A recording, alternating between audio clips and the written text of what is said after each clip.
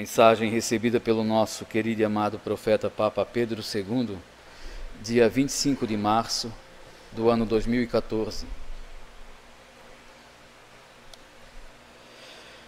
Peço a todos que vêm me honrando, continuem, que tão logo juntos estaremos. O Verbo se fez carne e habitou entre nós. João capítulo 1, versículo 14. Sim, porque antes só os grandes profetas é que podiam ter certeza de que estavam no caminho certo, como hoje meu filho Pedro II. Desde o momento em que te chamei, não tiveste mais dúvida. Por isso hoje és considerado um dos maiores profetas, por seres o último. Então contigo estou, sem me separar de ti, junto com a tua família, para servir de exemplo, como eu fiz com José e minha Santa Mãe, que foi neste dia que meu Santo Espírito pairou sobre Maria e ela veio a dar à luz. São Lucas capítulo 1, versículo 35. Foi assim que tudo pôde se realizar, para que o Filho do Homem pudesse ressuscitar muitos que já estavam debaixo da terra, para que o homem viesse a crer. Como agora virei novamente, para levantar todos aqueles que por mim deram suas vidas, mas que nenhum está morto, porque eu sou a vida. Foi preciso que tudo viesse a acontecer primeiro para completar o fim dos tempos, onde semeei a boa semente, e ela se multiplicou e a terra se encheu. Mas para me atrapalhar, o diabo se meteu no meio e veio a jogar o seu veneno. Começou a tomar conta e sufocar as que plantei. São Mateus capítulo 13, versículo 24 a 25.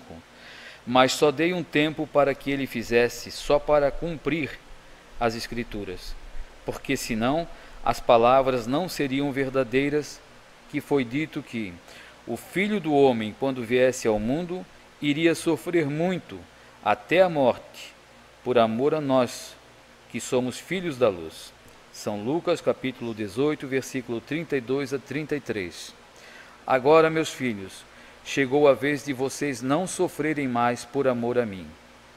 Mas foi preciso que viesse cumprir o tempo que eu dei, onde eu disse: primeiro o Filho de Deus tem que ser rejeitado novamente.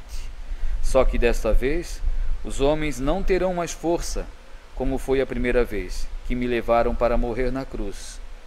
No Novo Testamento, meus apóstolos escreveram tudo isto, quando a eles eu falei que primeiro o Filho de Deus seria rejeitado novamente, quando viesse a apostasia dentro da igreja. E hoje pode-se ver que eu já não estou mais no centro. Por isso peço que todos que vêm me honrando, continuem, que tão logo juntos estaremos. Jesus de Nazaré e Pedro II.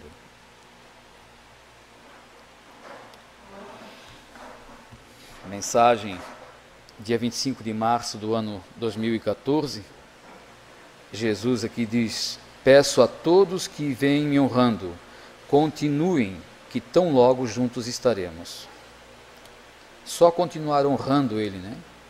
Tudo aquilo que Ele deixou por escrito, tudo que Ele já deixou aqui nessa terra, dita pelos profetas, pelos discípulos, por nossa Mãe Santíssima, quando aqui ficou, bastava só nós seguirmos.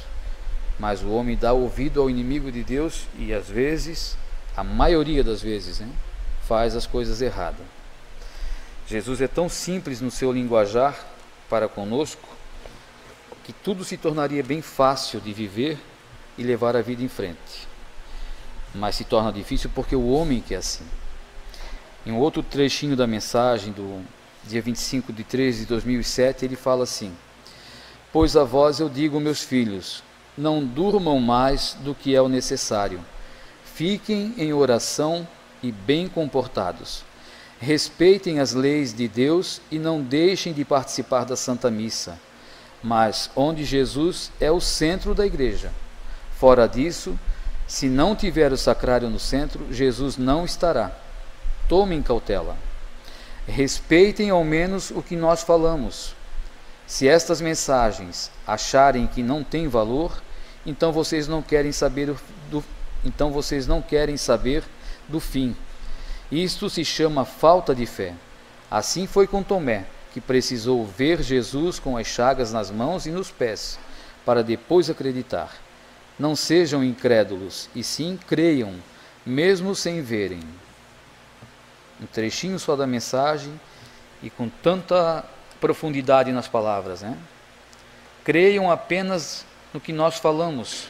Imagine, Jesus aqui pedindo, aqui é Maria Imaculada, creiam apenas no que nós falamos.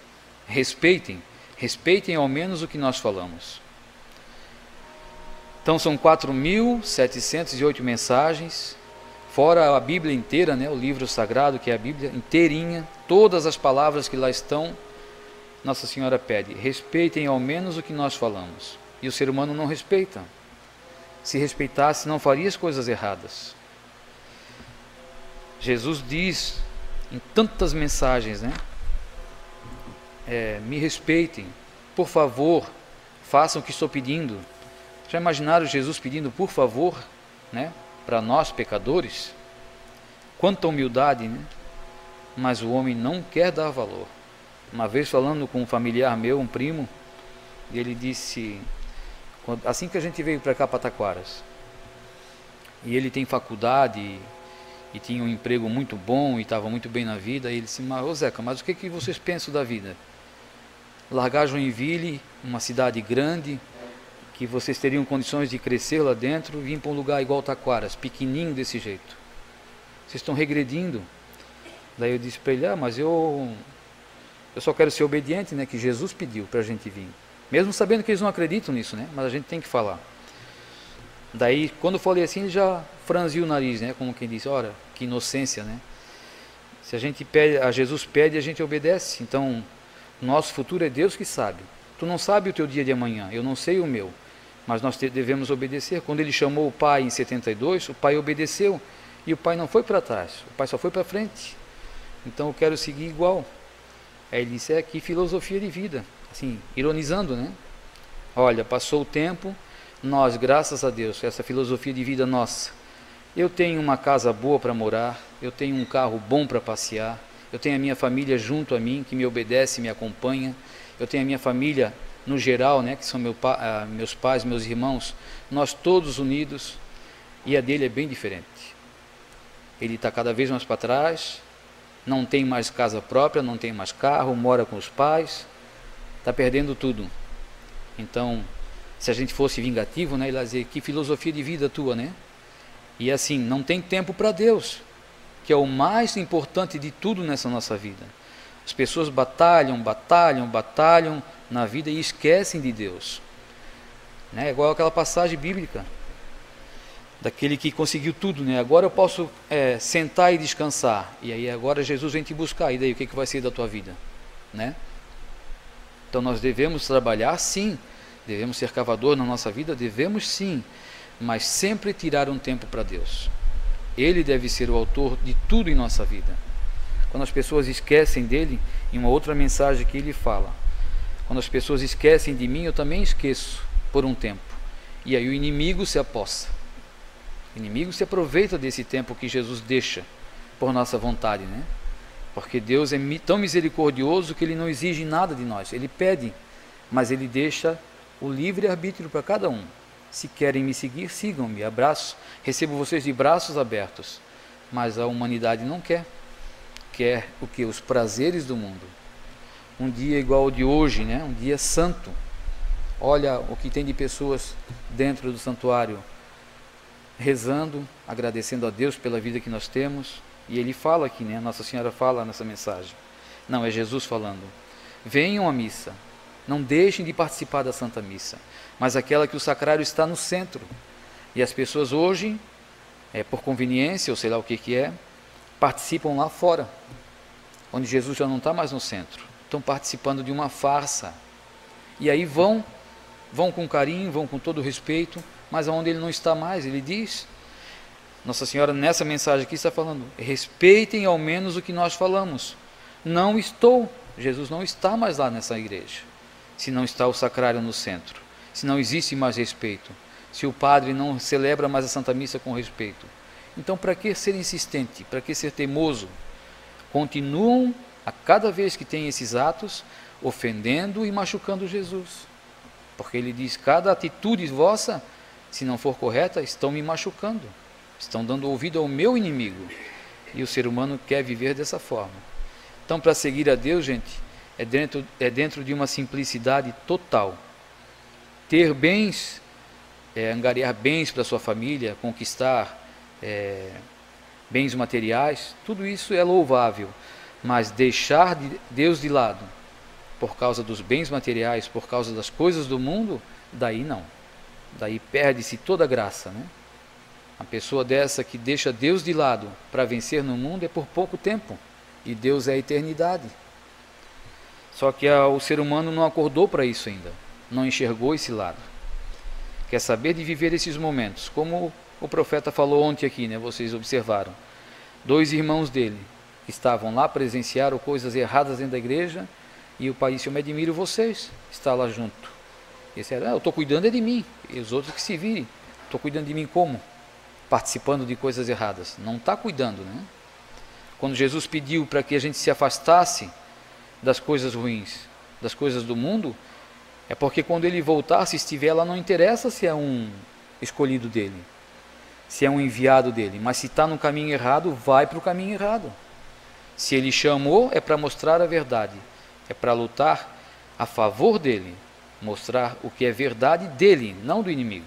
Então, às vezes a gente precisa ser um pouco mais duro, um pouco mais enérgico, às vezes a gente é taxado de soberbo, de orgulhoso, de intransigente, mas procurar fazer sempre o correto para agradar a Deus. Todos, vocês podem observar, todos que agradaram a Deus foram tratados dessa forma, de intransigentes, de incoerentes, de soberbos, né? Só a gente é que tem razão, só a gente é que tem que falar a verdade, mas não, é que a verdade está aqui, nós temos que seguir. Mais uma vez, Nossa Senhora diz, respeitem ao menos o que nós falamos. Se as mensagens acharem que não tem valor, se estas mensagens acharem que não tem valor, então vocês não querem saber do fim. Pensem todos nisso, tenham todos um bom dia, vamos ficar agora com a bênção do profeta. Em nome da Santíssima Trindade, vocês que estão aqui lá fora, com a permissão de Deus, eu vos abençoe a todos. Em nome do Pai, do Filho e do Espírito Santo. Amém. Vamos em paz, vamos por Jesus, Maria e José. Bom dia.